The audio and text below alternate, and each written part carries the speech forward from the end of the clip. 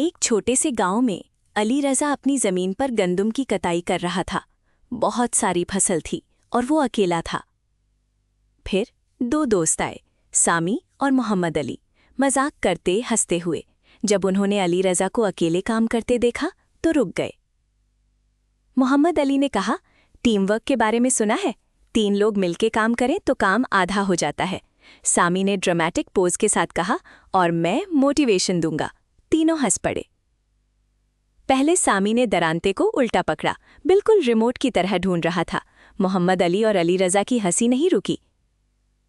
پھر محمد علی نے ایک سسٹم بنایا، علی رضا کاٹے گی، سامی بنڈلز بنائے گا، محمد علی سٹیک کرے گا۔ جب تینوں نے مل کر کام کیا تو مشکل کام بھی آسان ہو گیا۔ سورج ہائی ہوتا گیا اور کام تیزی سے ختم ہوتا رہا۔ شام کو جب فصل پوری کٹ گئی، علی رضا نے شکریہ ادا کیا، میں اکیلا ہوتا تو 3 دن لگتے، تم دونوں نے آج ہی ختم کر دیا۔ محمد علی نے کہا، لیسن یاد رکھنا، ٹیم ورک سب کچھ ہے۔ دوستی، محنت اور ٹیم ورک سے ہر مشکل کام آسان ہو جاتا ہے۔ ساتھ ہو تو سب ممکن ہے۔